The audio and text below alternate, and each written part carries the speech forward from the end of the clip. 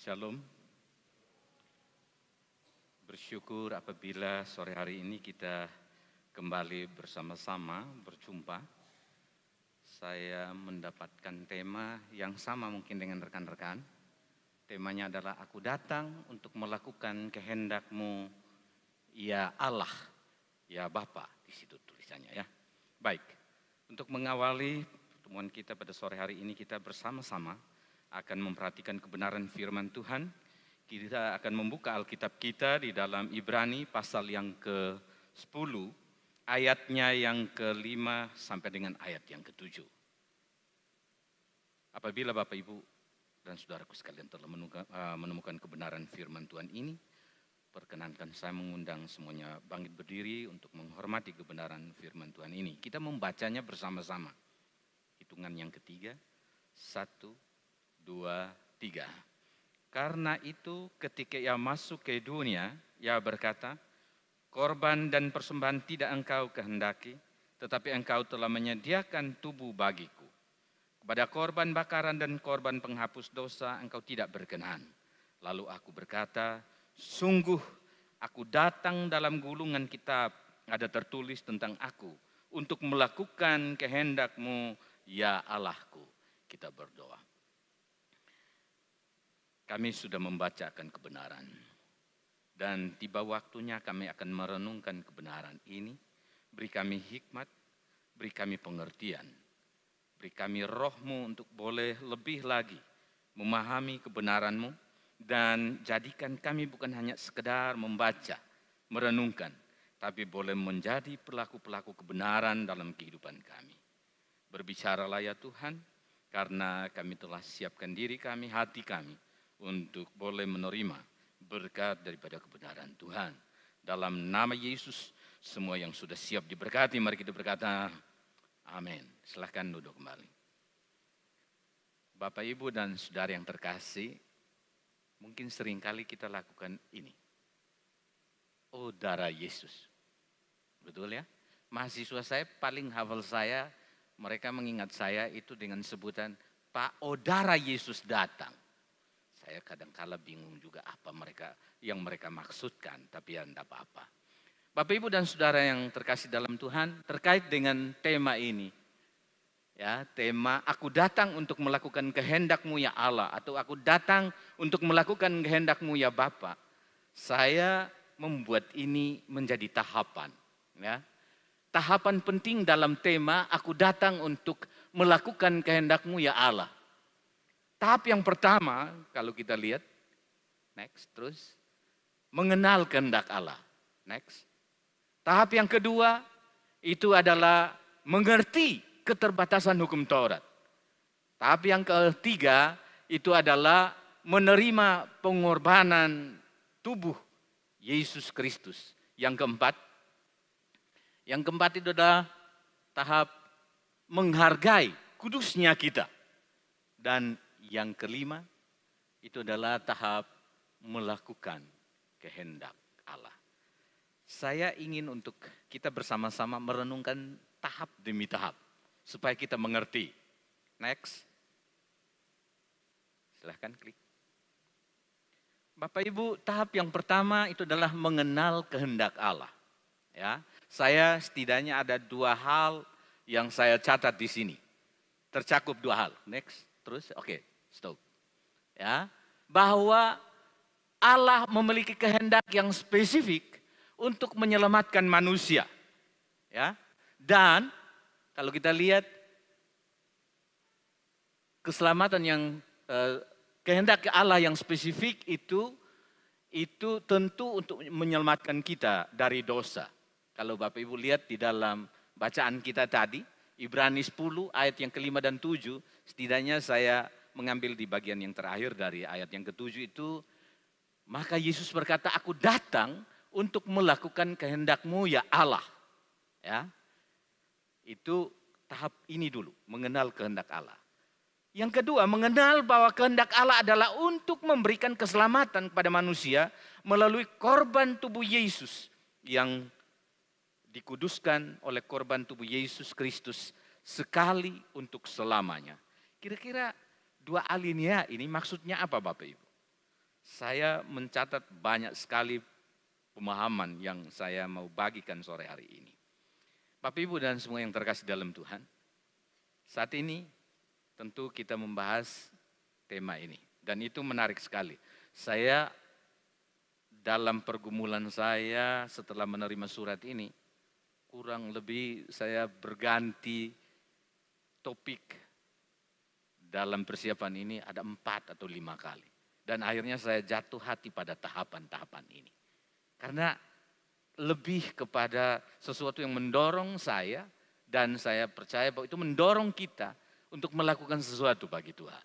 Jadi bukan hanya sekedar mendengar saja, tapi mendorong kita untuk melakukan sesuatu bagi Tuhan. Mengenal kehendak Allah untuk menyelamatkan manusia. Saya mencatat di sini bahwa kehendak Allah itu bukanlah sesuatu yang abstrak atau tidak jelas. Ya. Nah, sebaliknya kehendak Allah ini adalah sesuatu yang sangat spesifik dan jelas. Kehendak Allah itu adalah sesuatu yang jelas. Ya, yaitu tentu kejelasannya adalah untuk menyelamatkan saudara dan saya. Ya, itu jadi kita harus memahami dulu itu. Ya, memahami kehendak Allah ini bukan sesuatu yang tidak diraba-raba saja. Tapi jelas adanya. Yaitu untuk menyelamatkan kita sekalian. Karena tadi kalau saya ngomong kata, oh darah Yesus ini kayaknya udah kita terbiasa ngomong itu kan. Ada masalah apa-apa begitu, atau mungkin begini. Ada yang punya pengalaman yang sama atau tidak ya. Saya bersama teman kembali dari Jakarta, ada pertemuan di Kementerian Agama, pulang, kami naik Garuda, pesawat Garuda. Kalau naik pesawat Garuda tentu kita rasa aman-aman saja. Saat itu, kalau saya tidak salah 2 minggu atau 3 minggu sebelumnya, pesawat Lion Air gagal mendarat di Bali. Pernah itu? Pernah ingat pesawat Lion Air gagal mendarat ya?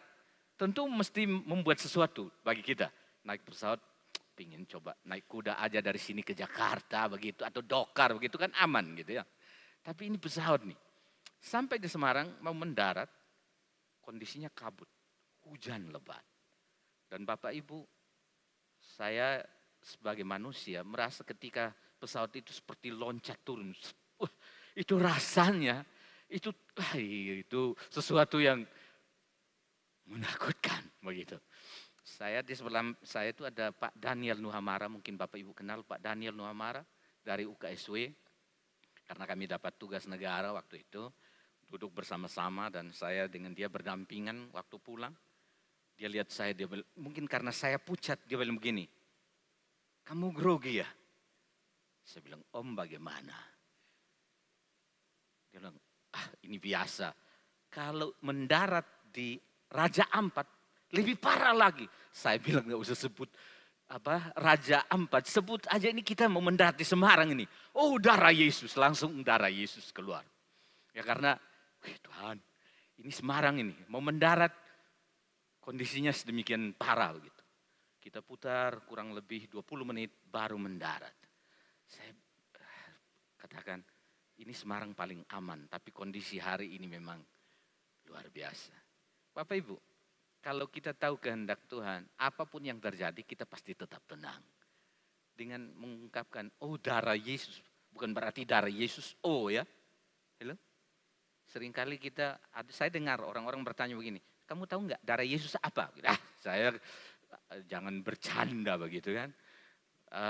Itu mungkin biasalah, orang mau ngomong kayak apapun, enggak apa-apa, terserah. Tapi yang penting pada saat itu, dalam kondisi yang demikian, saya percaya bahwa hanya dengan kekuatan Tuhan, Pak, kita pasti melewati semua dengan aman. Dan 20 menit kemudian kami mendarat dengan aman. Saya di situ melihat betapa indahnya hidup dengan Tuhan ya. Orang yang penumpang yang lain-lain kan berbagai macam agama di situ. Yang nyebut macam-macam lah. Kita yang percaya kepada Tuhan kita hanya bilang darah Yesus, darah Yesus. Ya, karena kita percaya bahwa darah Yesus itu pasti menyelamatkan. Amin. Mari kita lanjut dulu.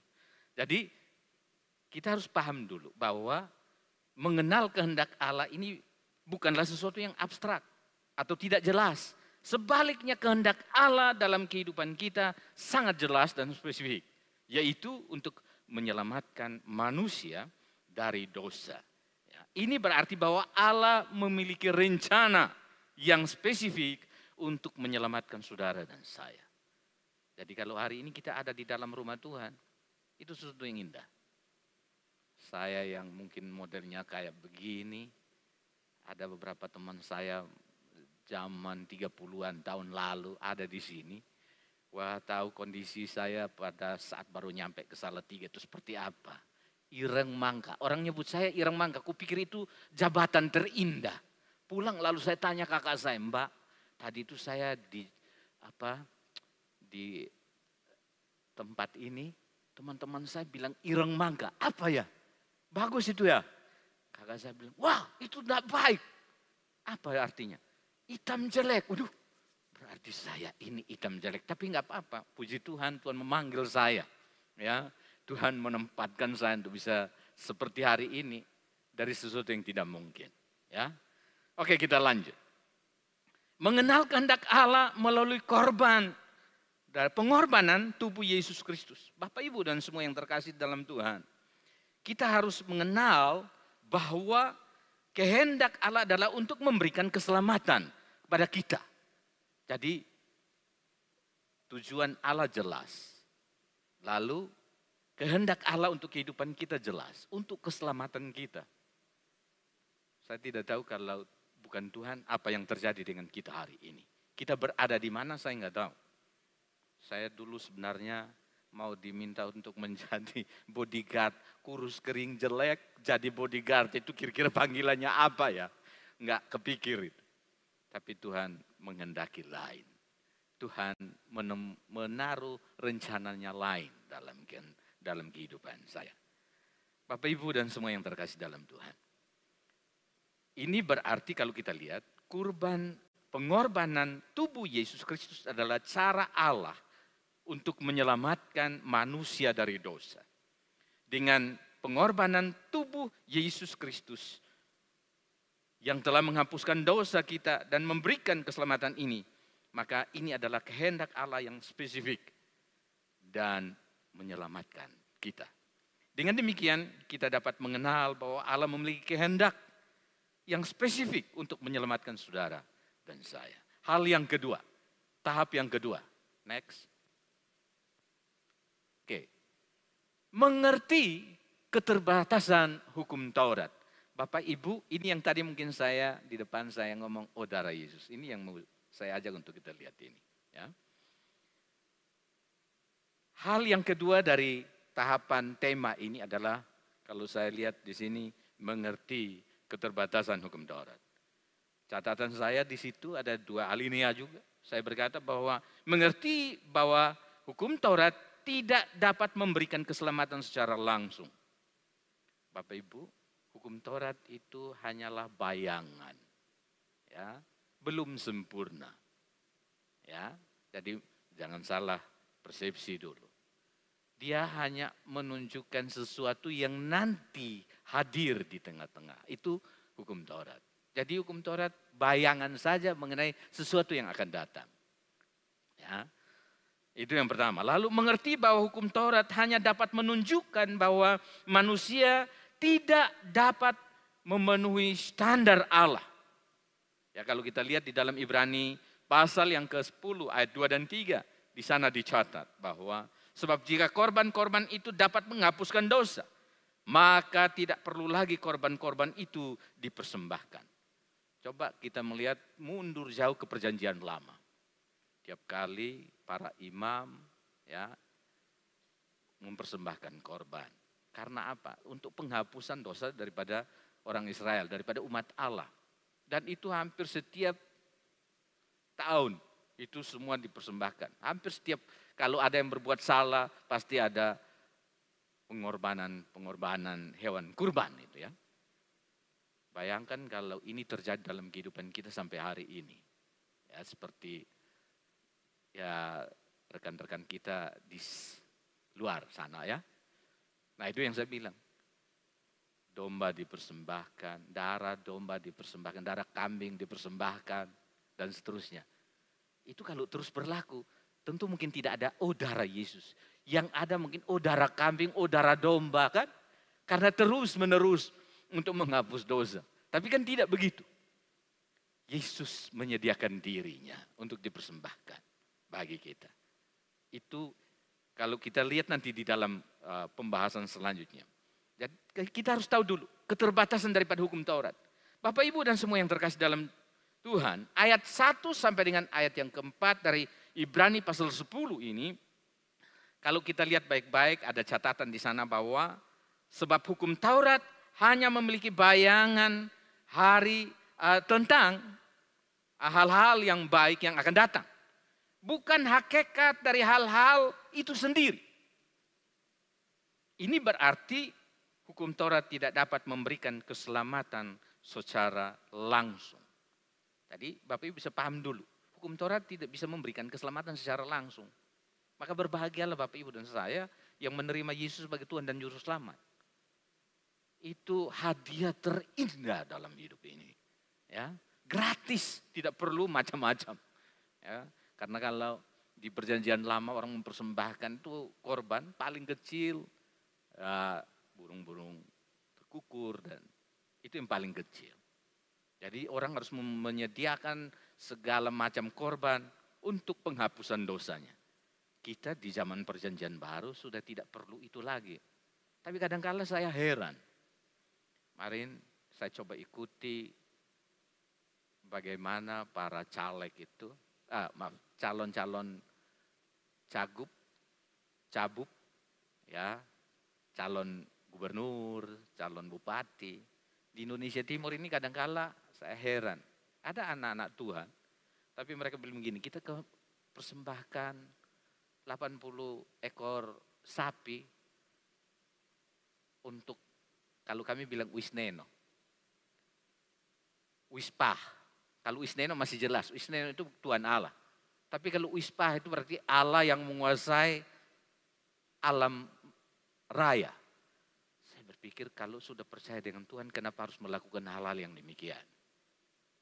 Kita sudah menerima Yesus, tapi kita kembali lagi ke zamannya hukum Taurat. Jadi 80 ekor itu kalau diuangkan begitu berapa ya? Per ekor itu sekarang di sana kurang lebih minimal 4 juta lah. Ya, itu minimal. Kali 80 udah berapa duit itu? Ya, itu bisa nyekolahkan anak. Yang heran orang Timur itu gini. Kalau suruh dia kasih sekolah anak tidak ada duit. Tidak ada duit sama sekali. Ini tanya yang dari Timur ini. Tapi kalau bikin pesta atau yang kayak tadi itu. Susah kayak apapun pasti ada binatangnya. Itu saya luar biasa. Kagum dan jengkel sebenarnya. Kagum karena mereka bisa menyiapkan banyak ternak dalam waktu yang cepat. Tapi ternyata kegunaannya tidak tepat. Gitu. Anak sekolah nggak punya uang. Tapi kalau mau buat yang begitu ada uang. Sudah, mari kita kembali aja ke sini. Ya. Jadi rupanya dalam perjalanan kehidupan kita masih terikat dengan praktik hukum Taurat. Oke? Sebenarnya kita harus tahu ada keterbatasan daripada hukum Taurat itu. Ya, berdasarkan uraian ini. Jadi kita harus pahami dulu bahwa hukum Taurat hanya merupakan bayangan atau gambaran dari keselamatan yang akan datang, tetapi tidak dapat memberikan keselamatan itu sendiri. Ini berarti bahwa hukum Taurat memiliki keterbatasan dalam memberikan keselamatan kepada kita, kepada manusia. Ya, dia terbatas sekali. Ya, dicatat sedemikian rupa, tapi tidak nyampe, gitu ya. Kita juga perlu mengerti tujuan daripada hukum Taurat. Bapak Ibu dan semua yang terkasih, saya mencatat begini, ya. Hukum Taurat hanya dapat menunjukkan bahwa manusia tidak dapat memenuhi standar Allah. Dalam Ibrani pasal 10 ayat yang kedua dan 3 dituliskan, saya ringkaskan saja di sana, sebab jika korban-korban itu dapat menghapuskan dosa, maka tidak perlu lagi korban-korban itu dipersembahkan. Ya. Nah, ini berarti bahwa hukum Taurat hanya dapat menunjukkan bahwa manusia tidak dapat memenuhi standar ilahi, standar Allah. Dan bahwa korban-korban yang dipersembahkan tidak dapat menghapuskan dosa secara permanen. Ya, jadi orang mempersembahkan korban-korban itu maksudnya mereka kalau tetap hidup di dalam aturan Taurat itu mempersembahkan korban untuk penghapusan dosanya, itu tidak bisa permanen seperti yang dijamin oleh Yesus dalam kehidupan kita. Maka tema ini menarik Bapak Ibu. Saya duduk, saya renungkan lagi. Apa sih ya tahapan untuk bisa sampai ke ini? Aku datang untuk melakukan kehendak-Mu ya Bapa. Aku datang untuk melakukan kehendak-Mu ya Allah. Kehendak yang mana? Ini yang nanti kita akan lihat. Bapak Ibu dan semua yang terkasih dalam Tuhan. Sore hari ini kita jadi mengerti bahwa Taurat memiliki keterbatasan dalam memberikan keselamatan kepada kita sekalian. Next. Tahap yang ketiga saya mencatat di sini, ini intinya. Ya, pengorbanan tubuh Yesus Kristus. Ya. Tahap yang ketiga ini menarik. Aku datang untuk melakukan kehendak-Mu ya Bapa. Melalui apa? Nah ini. Ya. Kita wajib menerima pengorbanan tubuh Yesus Kristus. Banyak orang di luar sana tidak bisa menerima itu. Mereka tidak yakin akan pengorbanan Yesus yang dahsyat itu. Ya. Saya ingat dengan ayat, saya kira semua hafal itu. Ya, karena begitu besar kasih Allah akan dunia ini, sehingga Ia telah mengaruniakan anaknya yang tunggal. Supaya kenapa? Setiap orang yang percaya kepadanya tidak binasa, melainkan beroleh apa? Hidup yang kekal. Yesus ngomong sendiri. Kata-kata ini bukan diucapkan oleh para murid, bukan. Tapi Yesus berbicara sendiri. Ya. Bahkan Yesus berkata, akulah jalan dan kebenaran dan hidup. Tidak ada seorang pun yang datang kepada Bapa kalau tidak melalui aku. Jadi Yesus itu adalah pusatnya. Makanya kalau hari ini kita bisa terima Yesus sebagai Tuhan dan Juru Selamat, itu hal yang luar biasa. Saya bangga kalau hari ini kita bisa berada dalam rumah Tuhan. Itu karena apa? Wujud daripada iman kita menerima pengorbanan tubuh daripada Yesus Kristus. Saya mencatat ada dua hal di sini juga. Menerima bahwa pengorbanan tubuh Yesus Kristus adalah cara yang lebih efektif untuk memperoleh keselamatan. Ini harus kita yakini dulu. Harus diterima di dalam hati kita dulu. Itu cara yang paling efektif, ya. Maka terima Yesus sebagai Tuhan dan Juru Selamat. Bapak Ibu mungkin kalau saya ngomong kayak gini kok aneh gitu ya. Saya anak pelayan Tuhan. Papa saya pelayan, kakak saya juga pelayan, pendeta, suami istri. Jadi harusnya hidup saya baik begitu kan. Tapi dalam perjalanan rupanya saya anak yang tidak baik begitu. Terlalu panjang ceritanya. Singkat saja, tahun 90 saya diinjili. Anak pendeta diinjili. Kira-kira saudara diinjili kalau orang tua saudara Kristen lalu diinjili, marah enggak? Halo? Ada seorang dosen dari UKI, Universitas Kristen Indonesia. Saya lihat dia kurus kering, kami sama-sama kurusnya 11-12. Dia stafnya Pak Agus Belai. Jadi Pak Agus Belai itu salah satu pengurus dari Lembaga Pelayanan Mahasiswa Indonesia, LPMI. Ini orang datang, nggak tahu dia mau buat apa di Salatiga. Dia bertemu dengan saya di kos saya di Jalan Kalioso. Halo, Bapak Ibu yang dari sini mesti tahu Kalioso itu kan. Saya waktu itu kos di belakang WC umum. Waduh itu ngeri lagi. Tinggalnya di belakang WC umum, hidup ngeri. Ya. Jadi kalau masuk ke situ, itu kalau saya tidak salah dekat dengan rumahnya Pak Ilyas Purnomo itu. Dulu Pak Rusmin tinggal dekat situ. Saya kos di situ. Ini orang bilang saya begini, kamu belum terima Yesus sebagai Tuhan dan Juru Selamat. Bapak Ibu, kalau orang ngomong kayak begitu, kita lahir dari mama Kristen, papa Kristen, apalagi papa pelayan begitu, diomongin kayak gitu jengkel enggak? Mungkin kalau Bapak Ibu enggak jengkel, tapi saya termasuk orang yang jengkel. Saya protes, saya sampai jengkel. Kamu mau ngomong apa sih? Males saya. Kamu tahu kan saya anak pendeta begitu. Keluarga besar saya kan pendeta. Dia bilang begini, itu kan mereka. Tapi kamu udah terima Yesus dalam hatimu. Wah, ini saya sudah mau ambil batu, mau ku titi kepalanya. Titi kepalanya itu apa ya? Titi apa namanya? Mau ku apa tuh? Gebukin dia. Karena sudah saking jengkelnya. Tapi lama-kelamaan saya rasa terganggu. Jadi saya hanya bilang begini aja. Lu mau omong apa? Nah, omong supaya lu cepat pulang. Saya mau tidur begitu. Bapak Ibu tahu bahasa ini? Halus kan itu bahasanya. Maksud saya itu begini. Anda mau bicara apa? Bicara karena saya pingin istirahat, pingin tidur. Padahal hanya alasan mau tidur itu supaya tidak mau dengar terlalu banyak. Lalu dia bilang begini. Kita berdoa ya. Kau terima Yesus. Ucap, kalau saya omong apa, kau ikut. Bapak Ibu, dia mulai berbicara. Dia bilang begini, saat ini aku mengundang engkau masuk dalam hatiku. Aku buka hatiku, engkau datang bertahta dalam hatiku. Ketika dia bicara begitu, saya ulangi kata-katanya dia di dalam doa. Saya merasakan ada sesuatu yang lain dalam diri saya. Apa yang mungkin selama ini belum pernah saya rasakan itu. Aliran yang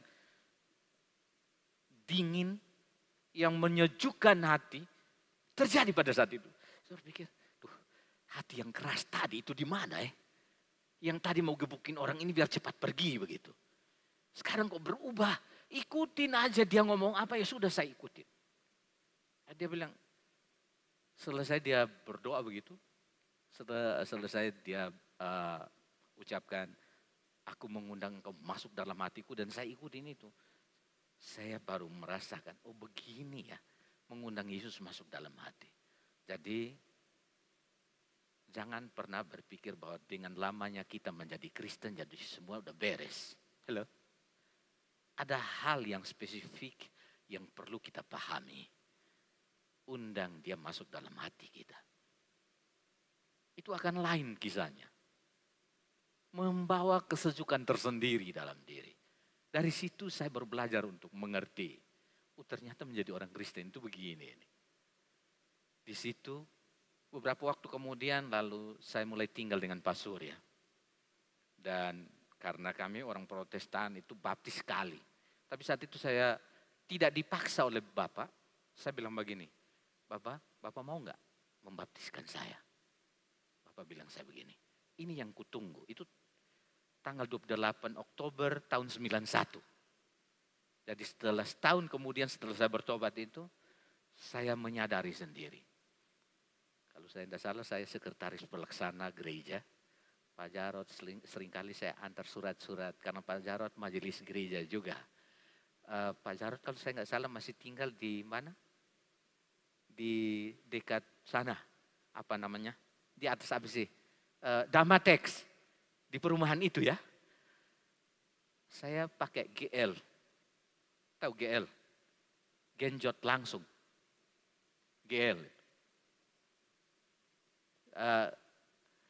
Saya harus melakukan itu karena itu tugas saya. Nah, 28 Oktober 91, saya omong dengan Bapak, saya udah siap untuk dibaptis. Nah, ini yang kutunggu. Sebenarnya Bapak mau ngomong sama kamu, tapi kan kamu katanya sudah dibaptis. Rupanya hari itu kami ada 4 orang yang dibaptis di bawah sini, di lantai dasar itu. Dan saya bersyukur mulai dari itu saya merasakan sesuatu yang lain. Karena apa? Saya melihat pengorbanan tubuh Kristus itu penting di dalam hidup. Menerima Kristus itu berarti kita sadar menerima dia telah berkorban bagi kita. Bapak Ibu, apa yang saya alami pada saat setelah dibaptis? Setelah saya dibaptis itu, saya berhadapan dengan, saya digebukin orang. Kalau digebukin itu dapat hadiah nggak apa-apa. Itu babak belur. Karena saya injili orang. Terlalu bersemangat Bapak Ibu. Jadi saat itu terlalu bersemangat saya. Belum ada sekolah kita. Belum ada SDT Fat waktu itu. Jadi karena penekanannya kalau sudah terima Kristus kita harus berbagi dengan orang lain. Jadi saya ajak omong-omong dengan anak-anak pondok pesantren. Tidak terima, mereka gebukin saya malam-malam di Jalan Bangau itu. Kupikir ini makanan apa malam-malam ini. Darius sampai gemetar begini. Pak Darius Ampel itu. Karena dia dengan saya tinggal di Peti Mati. Kalau Bapak Ibu mengerti di sana tuh. Jadi tempatnya Pak Charles sekarang itu gini. Dulu tempat saya itu masih ada peti-peti itu.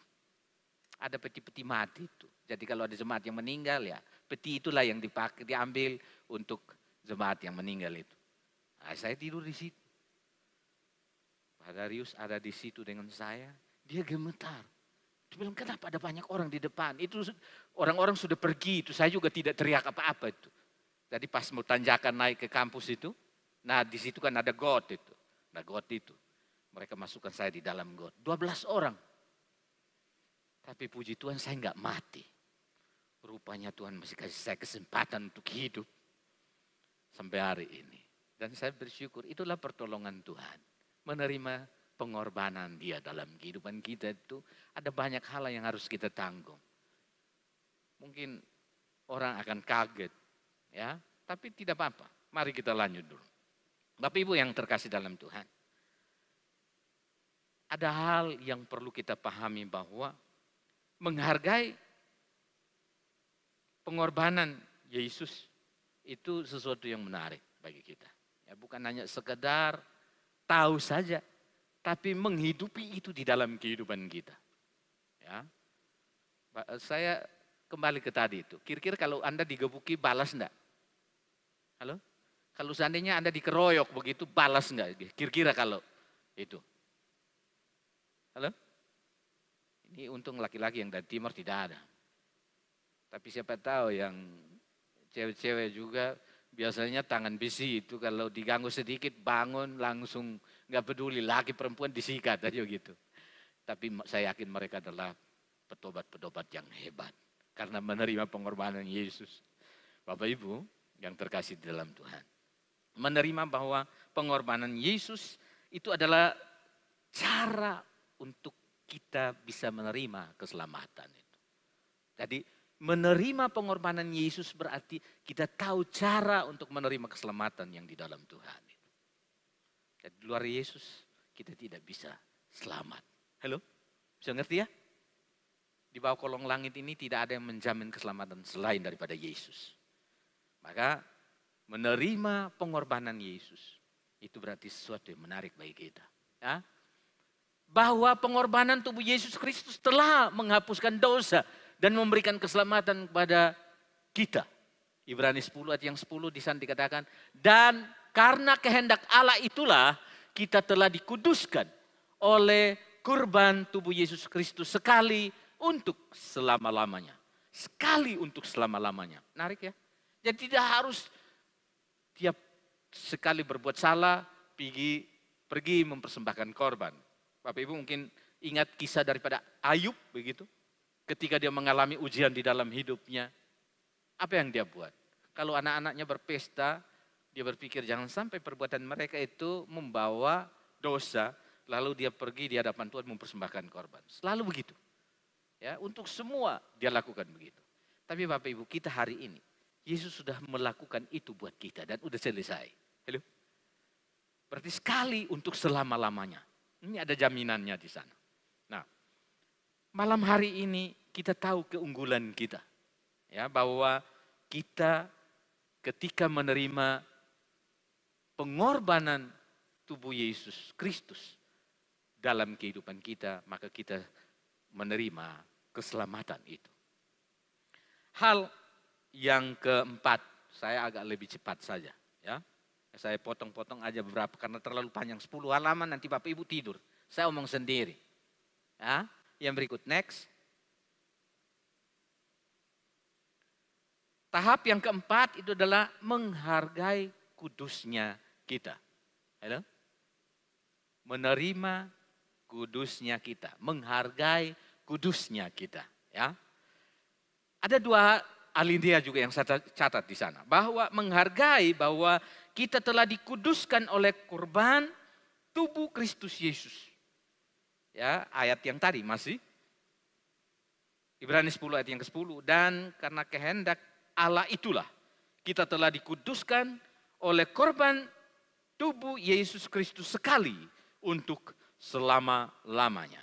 Hal yang kedua, menghargai bahwa kita harus hidup sesuai dengan panggilan kita sebagai orang yang telah dikuduskan. Nah, ini benar-benar sebuah pergumulan. Ya, hidup dalam panggilan. Allah telah memanggil kita. Allah telah memisahkan kita dari yang lain. Ya, kalau orang di sana melakukan begini, kita tidak lagi. Dia minum-minum di pinggir jalan, kita sudah tidak lagi minum-minum di pinggir jalan. Bapak Ibu, saya baru datang itu, ini ngaku ini ya.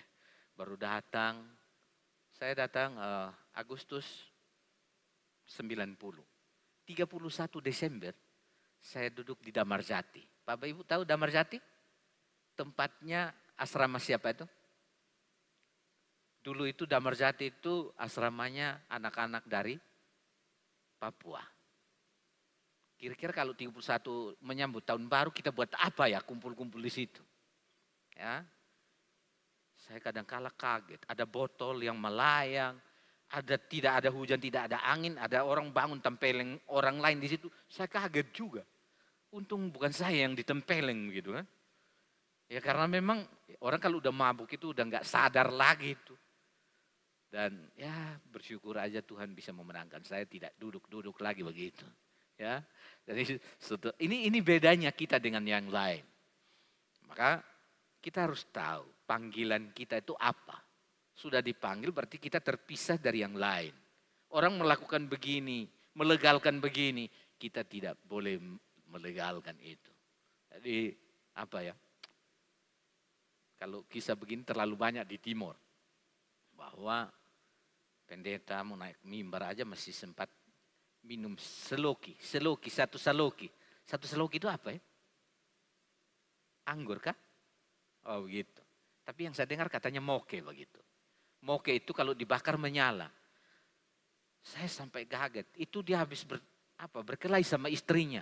Tapi naik khotbah di atas mimbar. Udah hebat betul itu. Saya bilang sama dia, Pak, itu kami dengan Pak Surya pelayanan di itu tempat. Saya sebut saja tempatnya, jangan sebut orangnya ya, nggak enak. Tempatnya itu di Loli. Di Loli itu.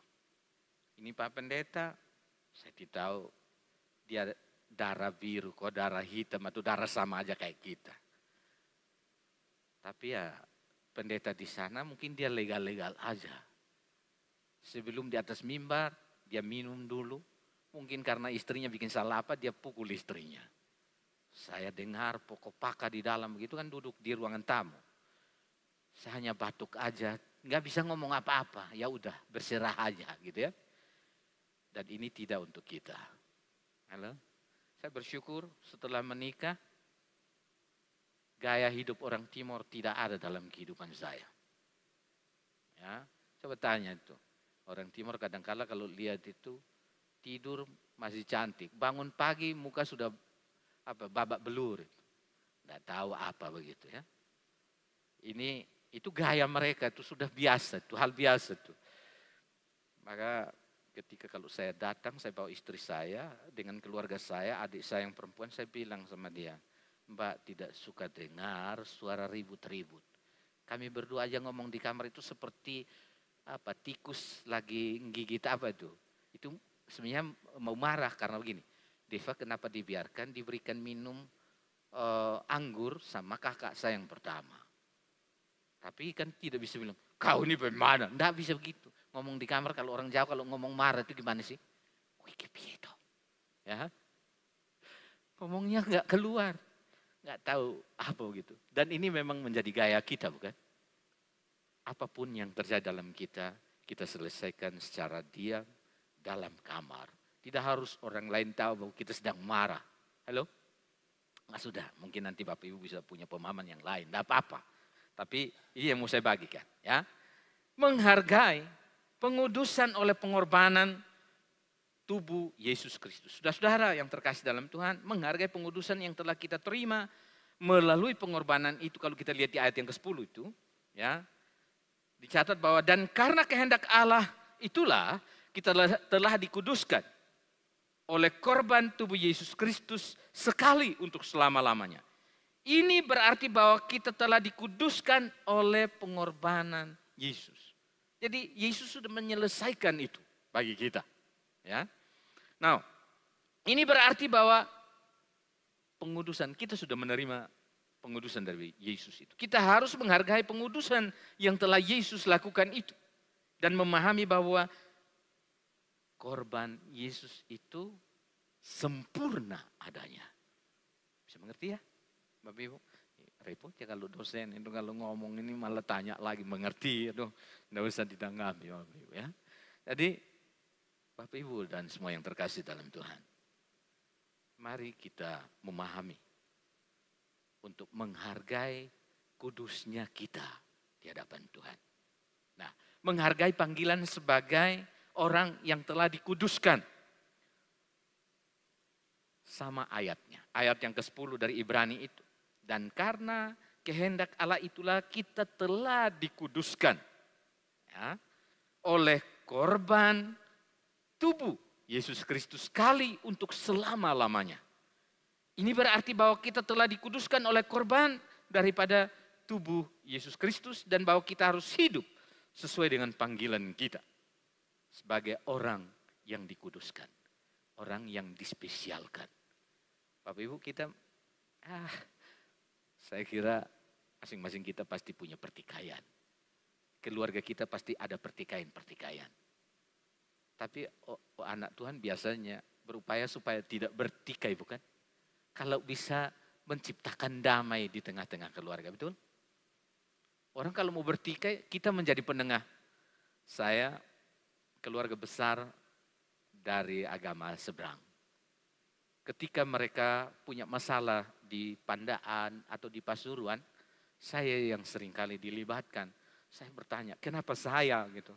Tapi saya tidak terlalu banyak protes karena saya percaya bahwa itulah cara Tuhan untuk kita bisa berbagai dengan orang lain. Jadi yang bertikai itu saya hanya bilang datang, Bude, Bade, alangkah baiknya rukun. Karena orang yang rukun itu ada berkahnya. Ya, daripada bertengkar, berkahnya hilang. Orang kalau ribut begitu, berkat mau datang. Karena tadi orang lagi ribut, pulanglah dia. Ngapain duduk dengan orang ribut? Pulang aja, bawa berkatnya pergi. Tapi kalau tetap ada damai di sana, berkat itu selalu mengalir di dalam kita. Untuk mahasiswa-mahasiswa ini, saya punya harapan begini. Apa yang dihadapi hari ini, percaya bahwa ini baru sebagian kecil kita dipersiapkan untuk masuk dalam sebuah pelayanan yang lebih luas di depan. Ada banyak hal yang terjadi di depan kita, bukan masalah kita aja. Tapi masalah mungkin kalau Anda dari PAK, masalah siswa, orang tua siswa. Kalau Anda yang dari teologi, itu berarti pelayanan. Masalah dalam pelayanan, mau tidak mau harus dihadapi. Kita tidak lagi mengurus diri kita sendiri, tapi kita hadir di situ untuk berbagi dengan orang-orang yang kita layani. Kita benar-benar harus siap untuk itu. Bagaimana kita siap? Hari ini kita harus bisa menghargai panggilan kita. Karena Allah yang memanggil kita, memisahkan kita dari hidup yang lama menjadi hidup yang baru, itu punya rencana buat kita. Bukan hanya untuk hidup diri kita, bukan untuk kita saja, tapi untuk orang lain. Makanya ketika menulis skripsi saya di tahun berapa ini? 2002. Karena saya MA, mahasiswa paling lama. Mahasiswa abadi. 9 tahun jadi sekolah S1 baru lulus itu kan aneh itu ya. Ya tapi karena itu ada hal-hal yang menarik. Nah saya menulis begini. Saya hidup untuk menerima hidup dan berbagi hidup dengan orang lain. Jadi kalau hari ini kita hidup bukan hanya untuk diri kita sendiri. Kita terima hidup dari Yesus yang memberikan hidup itu. Dan kita harus mau berbagi hidup itu untuk orang lain bisa hidup. Ngerti kata-kata ini?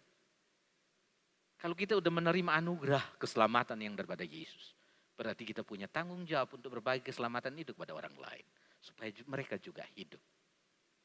Bapak Ibu dan semua yang terkasih dalam Tuhan. Singkatnya kalau kita memperhatikan bagian yang keempat ini, itu adalah bahwa kita menghargai pengudusan yang telah kita terima melalui pengorbanan Yesus dan memahami bahwa kita harus hidup sesuai dengan panggilan kita sebagai orang yang telah dikuduskan.